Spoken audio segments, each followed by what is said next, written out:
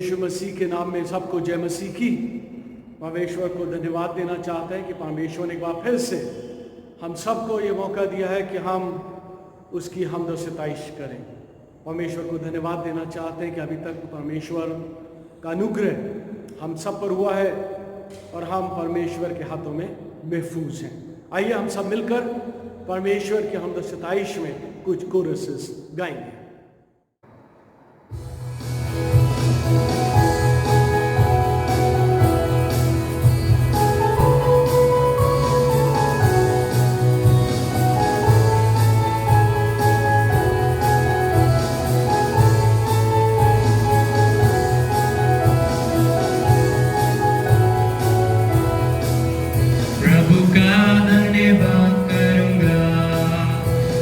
संगति में सदा रहूंगा, साथ चलूंगा मैं जय जरूर पाऊंगा, साथ चलूंगा मैं जय जरूर पाऊंगा। प्रभु का धन्यवाद करूंगा। ना देगी मुझे दुनिया कभी भी कोई सुख और शांति आराम, ना देगी मुझे दुनिया कभी भी कोई सुख और शांति आराम। मेरे यीशु के साथ धन्य संगति में सदा मिलती खुशी मुझको, मेरे यीशु के साथ धन्य संगति में सदा मिलती खुशी मुझको। प्रभु का धन्यवाद करूंगा, उसकी संगति में सदा रहूंगा, साथ चलूंगा मैं जय जरूर पाऊंगा, साथ चलूंगा मैं जय जरूर पाऊंगा। प्रभु का धन्यवाद करूंगा। हर एक बात में धन्यवाद करो, हर एक बात में धन्यवाद करो, हर एक बात में धन्यवाद करो, क्योंकि प्रभु की इच्छा यही है। ताली को बजाओ और धन्यवाद करो, ताली को बजाओ और धन्यवाद करो, ताली को बजाओ और धन्यवाद करो, क्योंकि प्रभु की इच्छा यही है। हाथों को उठाओ और धन्यवाद करो, हाथों को उठाओ और धन्यवाद करो, हाथों को उठाओ और धन्यवाद करो, क्योंकि प्रभु की इच्छा यही है। यीशु नाम की जय जय हो, यीशु नाम की जय जय हो, यीशु नाम की जय जय हो, यीशु नाम की जय जय हो। उसके मार गाने से मैं चंगा हुआ, यीशु नाम की जय जय हो। उसके मार गाने से मैं चंगा हुआ, यीशु नाम की जय जय हो। नहीं कभी नहीं यीशु को छोड़ना, नहीं कभी नहीं यीशु को छोड़ना। जब तेरा मन हो व्याकुल और बोझ से दबा हुआ, अपने दुखों से बच पाना जब तुझको लगे कठिन। नहीं कभी नहीं यीशु को छोड़ना, नहीं कभी नहीं यीशु को छोड़ना। है शफ़क़त तेरी जिंदगी से बेहतर, है शफ़क़त तेरी जिंदगी से बेहतर। होठों से तारीफ मुबारक गाऊंगा, यीशु नाम से मैं हाथ उठाऊंगा, यीशु नाम से मैं हाथ उठाऊंगा, ओ यीशु नाम से मैं हाथ उठाऊंगा। होठों से तारीफ मुबारक गाऊंगा, यीशु नाम से मैं हाथ उठाऊंगा। सिर्फ यीशु का नाम है सारी जमीन पर जैसे अम्बाते उधार, सिर्फ यीशु का नाम है सारी जमीन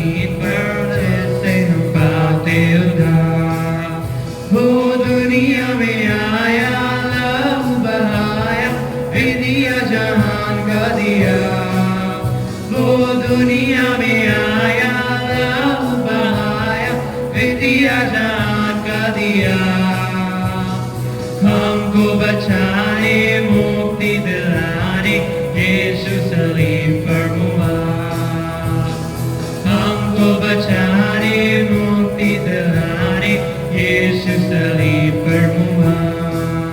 सिर्फ यीशु का नाम है सारी जमीन पर, जिससे हम पाते उद्धार। सिर्फ यीशु का नाम है सारी जमीन पर, जिससे हम पाते उद्धार। परमेश्वर को धन्यवाद दो इस सुंदर समय के लिए जो उसने हमें दिखाया, और हम उसके नाम पर धन्यवाद देंगे कि उसने हर एक बीमारी, खतरों, परेशानियों से हमें हमेशा बचा के रखा, और हम उसके नाम को ऊंचा उठाएंगे और उसके लिए गीत गाएंगे, उठाते हैं तेरा नाम।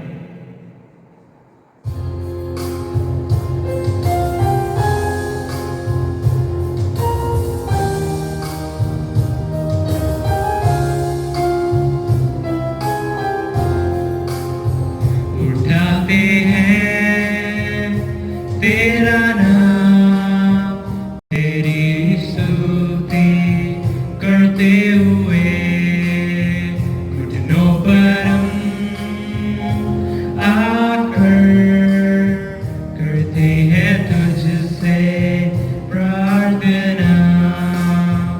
उठाते हैं तेरा नाम, तेरी स्तुति करते हुए घुटनों पर हम आकर करते हैं तुझसे प्रार्थना। मिलकर हम गाएं प्रभु की स्तुति हो, मिलकर हम गाएं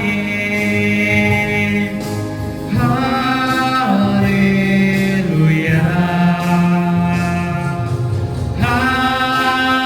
हालेलुया,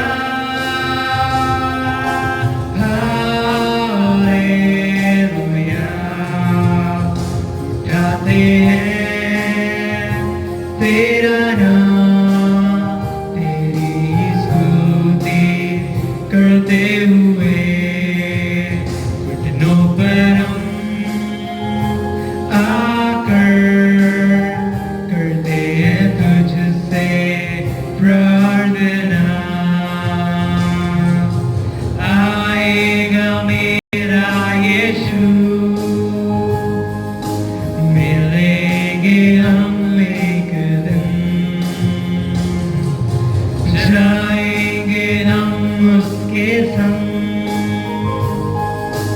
होगा जहान जीवन।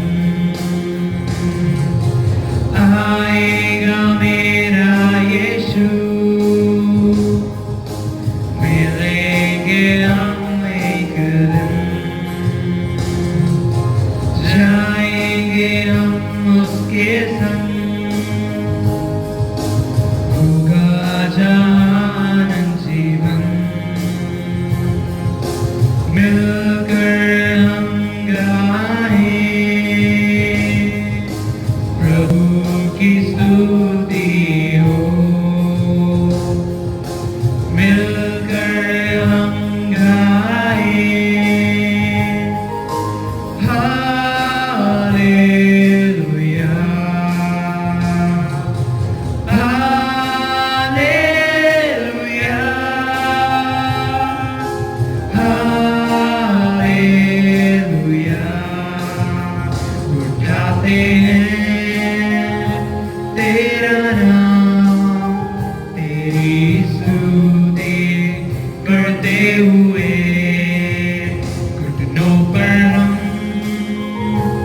आकर करते हैं तुझसे प्रार्थना।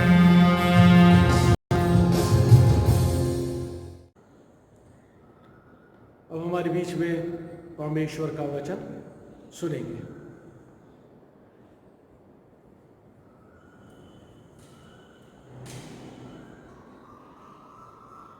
आइए परमेश्वर के वचन में से पढ़ने के लिए मेरे साथ निकालेंगे लूका रचित सुसमाचार उसका 24वां अध्याय उसके 45वें पद से लेकर के और 53वें पद तक। The Gospel according to Saint Luke, chapter 24, verses 45 through 53। तब उसने पवित्र शास्त्र बूझने के लिए उनकी समझ खोल दी और उनसे कहा, यूँ लिखा है कि मसीह दुख उठाएगा और तीसरे दिन मरे हुओं में से जी उठेगा और यरूशलेम से लेकर सब जातियों में मन फिराव का और पापों की क्षमा का प्रचार उसी के नाम से किया जाएगा। तुम इन सब बातों के गवाह हो। और देखो, जिसकी प्रतिज्ञा मेरे पिता ने की है मैं उसको तुम पर उतारूंगा, और जब तक स्वर्ग से सामर्थ न पाओ तब तक तुम इसी नगर में ठहरे रहो। तब वो उन्हें बैतनिया तक बाहर ले गया और अपने हाथ उठाकर उन्हें आशीष दी, और उन्हें आशीष देते हुए वो उनसे अलग हो गया और स्वर्ग पर उठा लिया गया। तब वे उसको दंडवत करके बड़े आनंद से यरूशलेम को लौट गए, और वे लगातार मंदिर में उपस्थित होकर परमेश्वर की स्तुति किया करते थे। ये परमेश्वर का वचन है। परमेश्वर का धन्यवाद हो।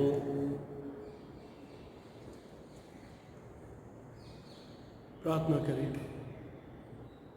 अनुग्रहकारी पिता परमेश्वर, हम आपको धन्यवाद देना चाहते हैं कि बार फिर से हम सब आपके भवन में मौजूद हैं ताकि आपकी हम सताइश कर सकें, आपके वचनों को पढ़ सकें और उस पर मनन कर सकें। धन्यवाद देते हैं आज के वचनों के लिए जो आपने हम सबको मनन करने के लिए दिए हैं। जब हम आपके वचनों पर मनन करते हैं तो आपसे मिन्नत करना चाहते हैं कि आप हम सबको अपनी विजडम ग्रांट करें, हमारे मनों को भटकने से बचाएं, और परमेश्वर होने दीजिए कि आपकी अगुवाई में होते हुए हम आपके वचनों को समझ सकें। प्रभु जी, हम सब अपने आप को आपके हाथों में सौंपते हैं और आपसे प्रार्थना करना चाहते हैं कि आप हमारी अगुवाई करें और आज इस सुबह में हम सब से बातचीत करें। मसीह के नाम से मांग लेते हैं, आमीन। या परमेश्वर को धन्यवाद हो कि एक बार फिर से हम परमेश्वर के भवन में हैं। धन्यवाद देते हैं आज उसके वचनों के लिए जो परमेश्वर ने हम सबको मनन करने के लिए दिए हैं। अभी 21 मई को एसेंशन डे का फेस्टिवल था जो कि सेलिब्रेट किया गया, और आज इस सुबह में मैं आपका ध्यान एसेंशन डे या स्वग्रहण, जो प्रभु यीशु मसीह का स्वग्रहण हुआ था, उस पर आपका ध्यान केंद्रित करना चाहता हूं। स्वग्रहण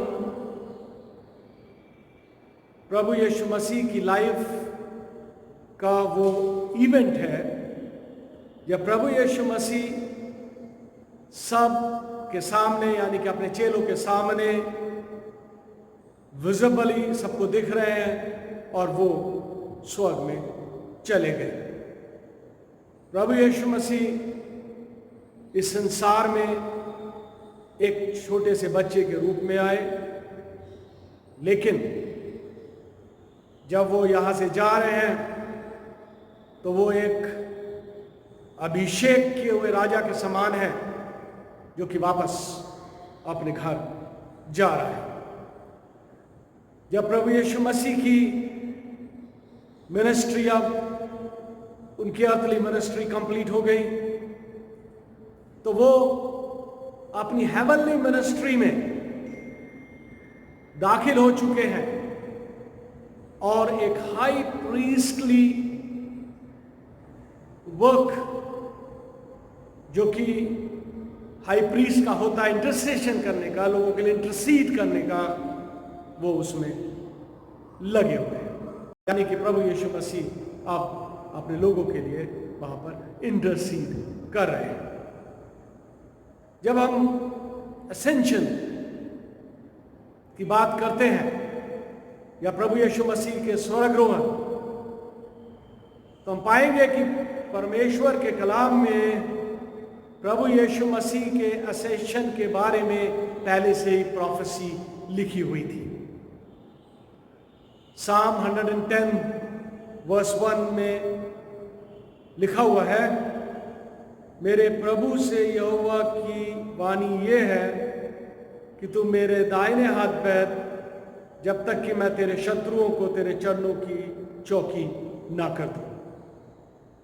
यूहन्ना रचित सुसमाचार उसके 6वां अध्याय उसके 62वें पद में लिखा हुआ है, यदि तुम मनुष्य के पुत्र को जहां वे पहले था वहां ऊपर जाते देखोगे तो क्या होगा। ये प्रभु यीशु मसीह अपने चेलों से सवाल कर रहा है, प्रभु यीशु मसीह उनसे बातचीत कर रहा है और वो आगे अपने चेलों से ये भी कहता है, तुमने सुना है कि मैंने तुमसे कहा मैं जाता हूं और तुम्हारे पास फिर आऊंगा। पुराने नियम प्रभु यीशु मसीह के असेंशन के बारे में बात कर रहा है और प्रभु यीशु मसीह खुद फ्रीली होकर अपने असेंशन के बारे में अपने चेलों को सिखा रहे हैं, उनसे बातचीत कर रहे हैं। असेंशन प्रभु यीशु मसीह के रिजरेक्शन के 40 दिन के बाद हुआ।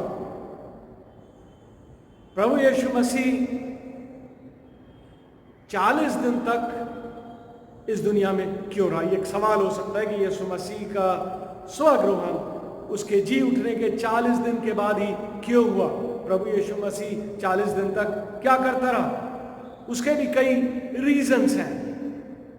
सबसे पहले प्रभु यीशु मसीह जी उठने के बाद 40 दिन इस पृथ्वी पर रहा ताकि वो ये प्रूव कर सके कि सचमुच में मनुष्यों का मुर्दों में से रिजरेक्शन होता है या मरे हुए जिंदा होते हैं।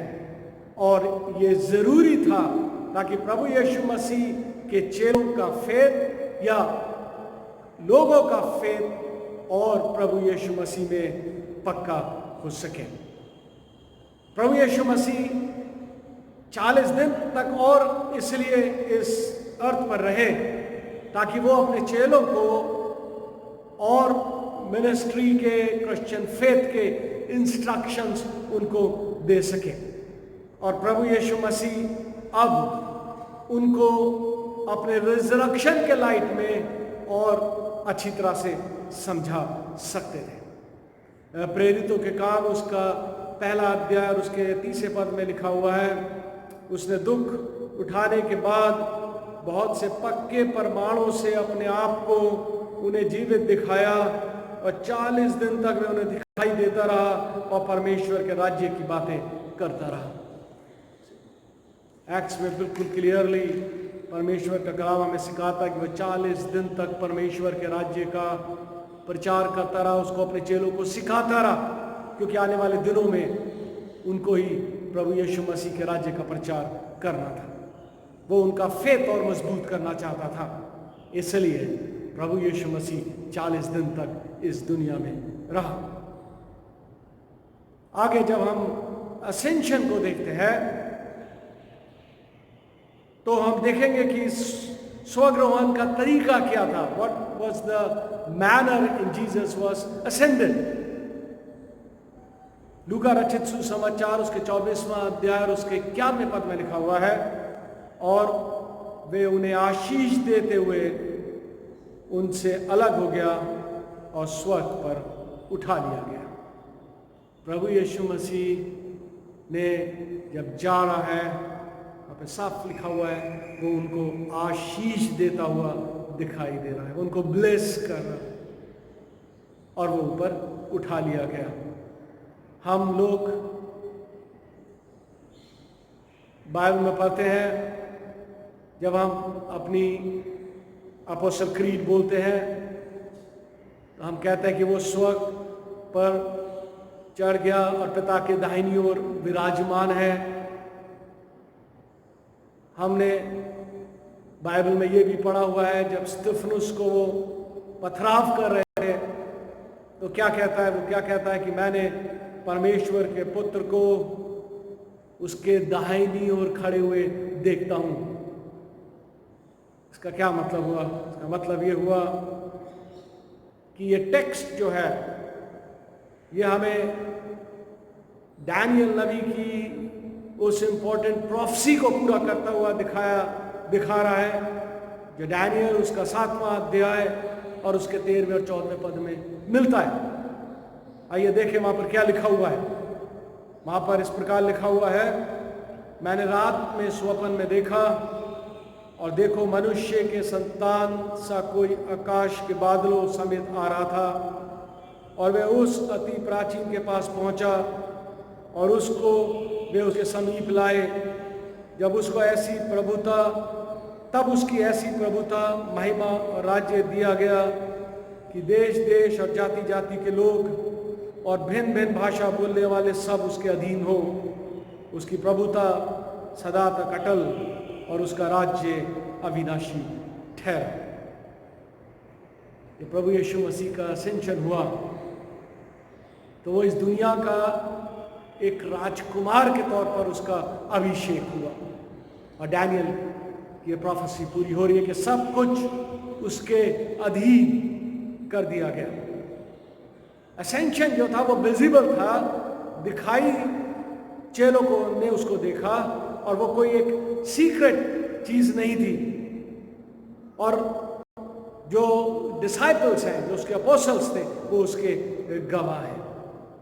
प्रभु यीशु मसीह ने इस दुनिया को अपने चेलों के सामने इस फिजिकल बॉडी में छोड़ा और वो उनको दिखाई दे रहा था। और इसी तरह से कलाम कहता है कि वो दोबारा अपनी महिमा में आएगा। तीसरी बात, स्वर्गारोहण की क्या आवश्यकता थी? What was the necessity of ascension? Bible में हम पढ़ते हैं कि हेवन परमेश्वर का घर है, और जब प्रभु यीशु मसीह का काम पूरा हो गया, कंप्लीट हो गया, तो वो उसको अपने घर वापस जाना है। अपना काम पूरा करके वो अपने घर वापस जा रहा है। जीसस का ascension was his return to his father. प्रभु यीशु मसीह ने अपने मृत्यु से पहले और रिजरेक्शन के बाद उसने हमेशा ये डिक्लेयर किया है कि वो पिता के द्वारा भेजा गया और पिता के पास वापस जाएगा। जॉन 16 उसके 28वें पद में प्रभु यीशु मसीह कहते हैं, मैं पिता की ओर से जगत में आया हूं, मैं फिर जगत को छोड़कर पिता के पास जाता हूं। वो पिता की ओर से था और अपना मिशन पूरा करके जो उसको सौंपा गया था, उसको अपने पिता के पास वापस जाना था। और हमको वो मरियम मगदलीनी की स्टोरी बहुत अच्छी तरह से याद होगी हम सबको, जब वो सुबह प्रभु यीशु मसीह की कब्र पर पहुंची थी प्रभु यीशु मसीह को देखने। वहां पर क्या लिखा हुआ है? वहां पर लिखा हुआ पाते हैं, यूहन्ना रचित सुसमाचार उसके 20वां अध्याय उसके 70वें पद में यीशु मरियम मगदलीनी से कह रहा है, क्या कहा उसने कहा, मुझे मत छू, क्योंकि मैं अब तक पिता के पास ऊपर नहीं गया, परंतु मेरे भाइयों के पास जाकर उनसे कह दे कि मैं अपने पिता और तुम्हारे पिता और अपने परमेश्वर और तुम्हारे परमेश्वर के पास ऊपर जाता। प्रभु यीशु मसीह ने अपने उस मिशन को पूरा कर दिया, और उस पूरा करने के बाद उसके जहां से वो आया था वापस वो जा रहा है। ये प्रभु यीशु मसीह ने खुद कई बार परमेश्वर के कलाम में अपने चेलों को ये सिखाया। प्रभु यीशु मसीह की जो होम कमिंग थी, जब वो वापस हमें जा रहा था, तो it was a preparation for us also ताकि हमारी भी परमेश्वर के साथ होम कमिंग हो सके। क्योंकि परमेश्वर का कलाम हमें जॉन 14 में सिखाता, जब प्रभु यीशु मसीह कहते हैं कि मैं जाता हूं ताकि तुम्हारे लिए घर को तैयार करूं, तो वो हमारे लिए, उसकी होम कमिंग जो है वो हमारे लिए तैयारी है ताकि हमारी होम कमिंग हो सके, ताकि हम परमेश्वर के पास पहुंच सके। स्वर्ग परमेश्वर का घर था और वो वापस अपने पिता के घर चला गया। ये परमेश्वर की ओर से एक डिवाइन प्लान भी था। डिवाइन प्लान ये था कि जब तक प्रभु यीशु मसीह का स्वर्गरोहण नहीं होगा या उसका असेंशन नहीं होगा, तब तक परमेश्वर का आत्मा उसके चेलों को नहीं मिलेगा या लोगों को नहीं मिलेगा। क्योंकि खुद प्रभु यीशु मसीह ने कहा, और हम पाते हैं यूहन्ना रचित सुसमाचार उसका 16वां अध्याय उसके 7वें पद में, तो अभी मैं तुमसे सच कहता हूं कि मेरा जाना तुम्हारे लिए अच्छा है, क्योंकि यदि मैं ना जाऊं तो वे सहायक तुम्हारे पास ना आएगा, परंतु यदि मैं जाऊंगा तो उसे तुम्हारे पास भेजूंगा।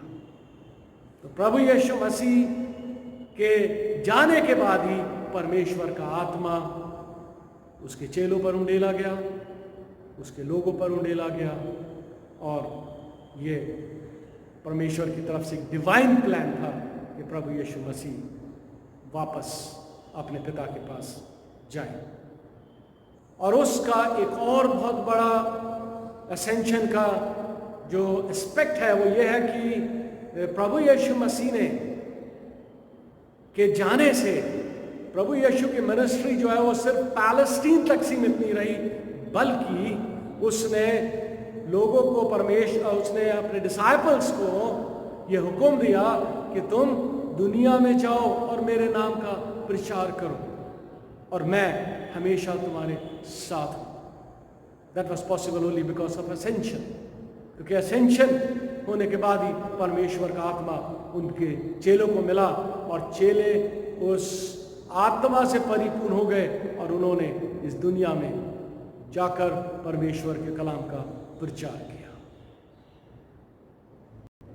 चौथी बात, जब हम असेंशन की करते हैं तो असेंशन का क्या उद्देश्य था, स्वर्गरोहण का क्या उद्देश्य था, क्या पर्पस था। बाइबल हमें सिखाती है कि प्रभु यीशु मसीह का स्वर्गरोहण इसलिए हुआ ताकि पिता को महिमा मिले। जॉन 17:1 में लिखा हुआ है कि पिता वह घड़ी आ पहुंची है, अपने पुत्र की महिमा कर कि पुत्र भी तेरी महिमा करे, ताकि परमेश्वर के नाम को महिमा मिले। प्रभु यीशु मसीह का स्वर्गरोहण इसलिए हुआ ताकि वो हमारा उद्धारकर्ता बन सके, वो एक राजकुमार बन सके। जब हम प्रेरितों का काम उसका 5वां अध्याय और उसका 31वां पद पढ़ते हैं तो वहां पर लिखा हुआ है, उसी को परमेश्वर ने प्रभु और उद्धारकर्ता ठहराकर अपने दाहिने हाथ पर उच्च कर दिया कि वे इजराइलियों को मन फिराव की शक्ति और पाप की क्षमा प्रदान करें, ताकि वो लोगों के गुनाहों को माफ करे।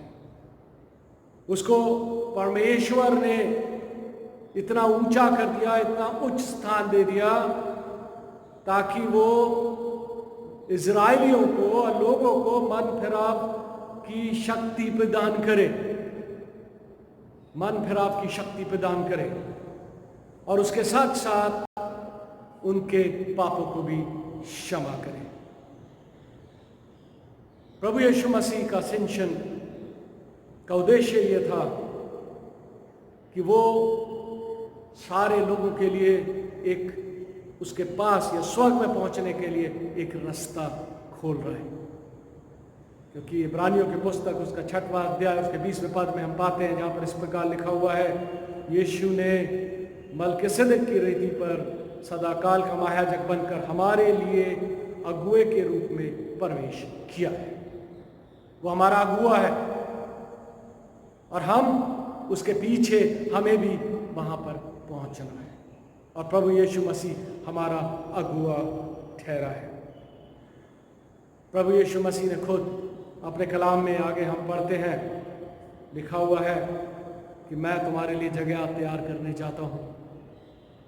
वो हमारे लिए जगह तैयार करने गया है। अगर वो नहीं जाता लेकिन तो क्या होता, लेकिन उसका जाना जरूरी था, क्योंकि that was all in God's plan. वो वहाँ पर चला गया। वहाँ पर प्रभु यीशु परमेश्वर के दाहिने हाथ है, और वहाँ पर वो हमारा एक हाई प्रीस्ट के रूप में वहाँ पर है, जो हमारे लिए प्रार्थना कर रहा है, हमारे लिए इंटरसीड कर रहा है परमेश्वर से।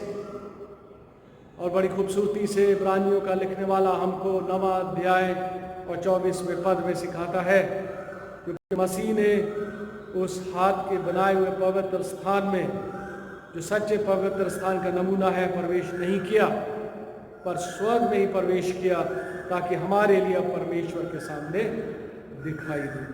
हमारे लिए परमेश्वर के सामने दिखाई दे, हमारे बिहाफ पर परमेश्वर से प्रार्थना करे, हमारा मुकदमा लड़े, हमारे बिहाफ पर अपने बाप से प्लीड करे। इसलिए उसका असेंशन हुआ। प्रभु यीशु मसीह का असेंशन का क्या परिणाम हुआ? उसका कोई फायदा हुआ? और what was the result of the ascension? जब हम कलाम पढ़ते हैं, कलाम में लिखा हुआ है कि असेंशन के बाद उसने मनुष्यों को दान दिया। He gave gift to man।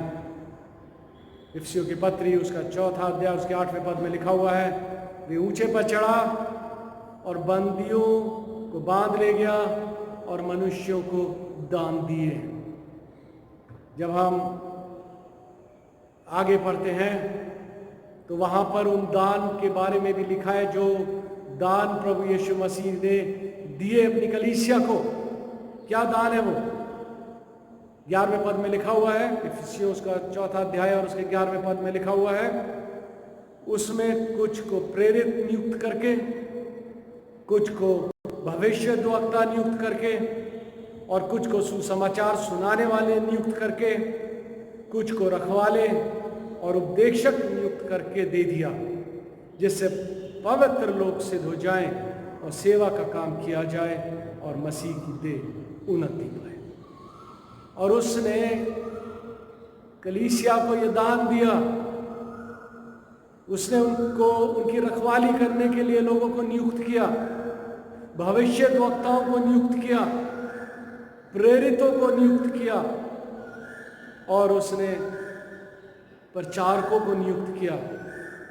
काहे के लिए? ताकि मसीह की देह उन्नति पाए। यह था प्रभु यीशु मसीह का मकसद। यह है वो गिफ्ट जो उसने इंसानों के लिए दिया। कलाम में आगे पढ़ते हैं, क्योंकि प्रभु यीशु मसीह का असेंशन हुआ, पवित्र आत्मा लोगों पर उतरा। हम प्रेरितों के काम उसका 2वां अध्याय उसके 33वें पद में जब पढ़ते हैं तो हम पाते हैं कि कैसे परमेश्वर का आत्मा लोगों पर आया।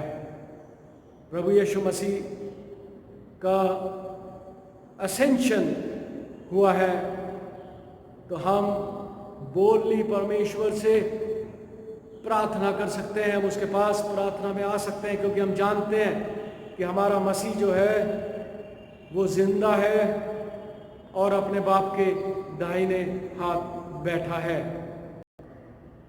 क्योंकि वो वहां पर बैठा हुआ है, उसका असेंशन हो गया है, तो हमारा यह विश्वास है कि वो अब हमारे गुनाहों को माफ करके हमें बचा सकता है और हमें बचाएगा, और हम हमेशा उसकी ओर ताक सकते हैं। हिब्रूज 12:2 में लिखा हुआ है, और विश्वास के कर्ता और सिद्ध करने वाले यीशु की ओर ताकते रहें, जिसने उस आनंद के लिए जो उसके आगे धरा था, लज्जा की कोई चिंता न करके क्रूस का दुख सहा और परमेश्वर के सिंहासन की दाहिनी ओर छाप बैठा।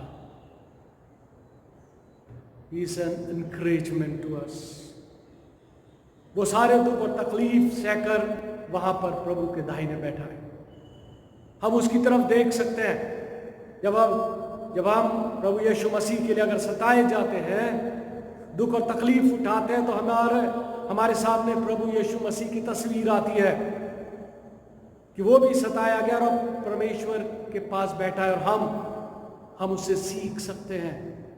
ही is source of encouragement to us. हम परमेश्वर का कलाम हमें सिखाता है कि आज हम प्रभु के साथ हैं। इफिसियों उसका 2 अध्याय उसके 6वें पद में लिखा हुआ है, और मसीह यीशु में उसके साथ उठाए और स्वर्गीय स्थानों में उसके साथ उसने बिठाया। मसीह ने अपने लोगों को बिठाया। जॉन उसका 5वें अध्याय में हम क्या पढ़ते हैं कि जो लोग प्रभु यीशु मसीह में है वो ऑलरेडी परमेश्वर के राज्य में दाखिल कर चुके हैं। प्रभु यीशु मसीह ने उनको उठाकर एक ऊंचे स्थान पर बिठा दिया है। प्रभु यीशु मसीह के एसेंशन के द्वारा सारी पृथ्वी और आकाश में जितने भी एंजल्स हैं, जो भी अथॉरिटीज, पावर, सब परमेश्वर के अधीन कर दिए गए हैं। पूरा संसार परमेश्वर के अधीन कर दिया गया है, क्योंकि अब उसको उसके बाप ने राजकुमार नियुक्त कर दिया है। पहला पत्रस उसका 3 अध्याय उसके 22वें पद में हम पढ़ते हैं, वे स्वर्ग पर जाकर परमेश्वर की दाहिनी ओर बैठ गया और स्वर्गदूत और अधिकारी और सामर्थी उसके अधीन किए गए हैं।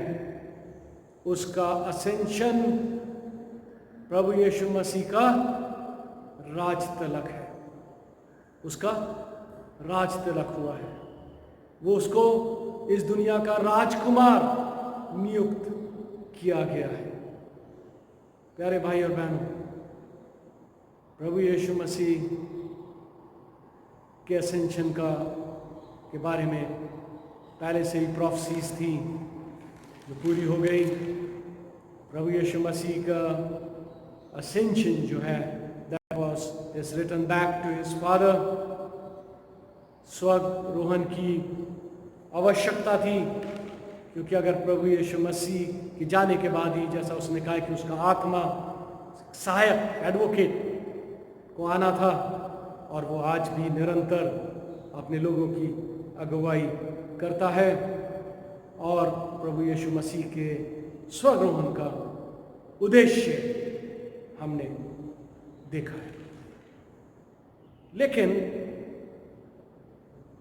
इस सब से आज मेरे और आपके लिए ये असेंशन क्यों जरूरी है? मैं और आप इससे क्या सीख सकते हैं, या मेरी और आपकी लाइफ को वो कैसे अफेक्ट कर सकता है? हम प्रभु यीशु मसीह को देखते हैं कि उसने अपनी मिनिस्ट्री को कंप्लीट कर दिया, और अब वो पूरी अथॉरिटी के साथ इंटरसीड कर रहा है, और हमारा हाई प्रीस्ट बन गया है, हमारा मीडिएटर बन गया है। इसलिए हमें कोई डर और खौफ की जरूरत नहीं है। हमें आज ये भी विश्वास करना चाहिए कि परमेश्वर का पुत्र प्रभु यीशु मसीह आज भी इस दुनिया पे राज कर रहा है, और वो आज भी एक्टिवली इन्वॉल्व है हमारी दुनिया में और हमारी अपनी जिंदगी में। जो लोग प्रभु यीशु मसीह के नाम में सताए जाते हैं, प्रभु यीशु मसीह उनके दुखों को जानता है। उसने खुद उन सब सफरिंग को सहा और उसने उन पर विजय प्राप्त करी। वे हमारा सबसे बड़ा काउंसलर है, हमारा मददगार है और हमारे लिए प्रार्थना करता है। उसने खुद उन कठिनाइयों को सहा है, उसको अपनी कठिनाइयाँ याद हैं। इसलिए अगर हम किसी कठिनाई का सामना करते हैं, हमारी ज़िंदगी में हमारे सामने कुछ चुनौतियाँ हैं, तो हम उनको परमेश्वर के पास लाएं, प्रभु यीशु मसीह के पास लाएं। उसको पूरी अथॉरिटी है, वो ज़रूर हमारी मदद करेगा। और असेंशन का जो सबसे महत्वपूर्ण बात है, वो परमेश्वर का कलाम ही हमें सिखाता है। प्रेरितों के काम उसका पहला अध्याय और उसके 11वें अध्याय में जब हम प्रेरितों का पहला अध्याय पढ़ते हैं, तो जो एंजल्स हैं वो डिसाइपल्स को एक्सप्लेन कर रहे हैं। क्या कह रहे हैं उनको? कह रहे हैं, हे गलीली पुरुषों, तुम क्यों खड़े आकाश की ओर देख रहे हो? यीशु मसीह, यही यीशु मसीह जो तुम्हारे पास से स्वर्ग पर उठा लिया गया है, जिस रीति से तुमने उसे स्वर्ग को जाते देखा है, उसी रीति से वे फिर आएगा। ये एश्योरेंस है जो हमें मिला है कि हमारा उद्धारकर्ता प्रभु यीशु मसीह दोबारा हमको लेने आएगा। हमें उस पर भरोसा रखना है, हमें अपने विश्वास में अटल रहना है, क्योंकि वो हमको लेने जरूर आएगा। फिलिपियंस की पत्री, फिलिपियंस उसका 2 अध्याय उसके 9 और 11वें पद में लिखा हुआ है, इस कारण परमेश्वर ने उसको अति महान भी किया और उसको वह नाम दिया जो सब नामों में श्रेष्ठ है, कि जो स्वर्ग में और पृथ्वी पर और पृथ्वी के नीचे है, वे सब यीशु के नाम पर घुटना टेके और परमेश्वर पिता की महिमा के लिए हर एक जीव अंगीकार कर ले कि यीशु मसीह ही प्रभु है। और परमेश्वर ने यह बड़ा उत्तरदायित्व मुझे और आपको दिया है कि परमेश्वर का ये कलाम हमें सारी दुनिया तक पहुंचाना है, ताकि हर एक दुनिया का हर एक शख्स ये अंगीकार करे कि प्रभु ही यीशु है। प्यारे भाई और बहनों, इसलिए हम अपने विश्वास में अटल रहें, अपनी आंखों को अपनी सहायता के लिए सिर्फ प्रभु यीशु मसीह की तरफ लगाए रखें। परमेश्वर के हम सीखते हैं पहला कुरिन्थियों उसका 15वां अध्याय उसके 98वें पद में लिखा हुआ है, इसलिए हे मेरे प्रिय भाइयों, दृढ़ और अटल रहो और प्रभु के काम में सर्वदा बढ़ते जाओ, क्योंकि ये जानते हो कि तुम्हारा परिश्रम प्रभु में व्यर्थ नहीं है। हम जो भी परिश्रम करेंगे वो व्यर्थ नहीं जाएगा, क्योंकि प्रभु यीशु मसीह सब कुछ देख रहा है। हमारे परिश्रम पर प्रभु यीशु मसीह की आशीष हो, हम उसकी ओर ताकते रहें, क्योंकि वो एक दिन हमको जरूर लेने आएगा, क्योंकि कलाम में लिखा हुआ है। जब प्रभु यीशु मसीह का स्वर्गारोहण हो गया, इसका चेलों पर क्या असर पड़ा? कलाम में हम पाते हैं लूका रचित सुसमाचार उसका 24वां अध्याय उसके 52वें पद में, तब वे उसको दंडवत करके बड़े आनंद से यरूशलेम को लौट गए। उन्हें कोई दुख नहीं हुआ। अब लिखा हुआ है वो आनंद से भरकर, उनके अंदर वो आनंद क्यों था? क्योंकि प्रभु यीशु मसीह ने उनको विश्वास दिला दिया कि जैसे मैं जा रहा हूं मैं वापस फिर आऊंगा। एंजल्स ने उनको बता दिया कि जैसे तुम उसको जाते हुए देख रहे हो वो आएगा। प्रभु यीशु मसीह ने अपने चेलों को यह आश्वासन दिया कि मेरे जाने के बाद सहायक आएगा, तुम्हारा एडवोकेट, तुम्हारा हेल्पर, तुम्हारा काउंसलर, और वो परमेश्वर की वो आत्मा आज भी हमारे बीच में मौजूद है जो हमें गाइड करती है। इसलिए हमें खुश होना चाहिए। परमेश्वर हमें किसी भी सर्कमस्टेंसेस में क्यों ना रखे, हमें खुश रहना चाहिए, क्योंकि वो हमारी मदद करता है। हम एक बहुत बड़े बुरे दौर से अपने लाइफ के आजकल गुजर रहे हैं। हम ही क्या, पूरी दुनिया ने शायद ये सोचा भी नहीं था कि कि उनको ये दिन देखना पड़ेगा, उन्हें ऐसा दिन देखना पड़ेगा कि उनको अपने घरों में बंद रहना पड़ेगा। बहुत सारे लोगों के जॉब्स चले गए हैं, बहुत सारे लोगों के पास उनकी ज़रूरत पूरा करने के लिए कुछ भी नहीं है।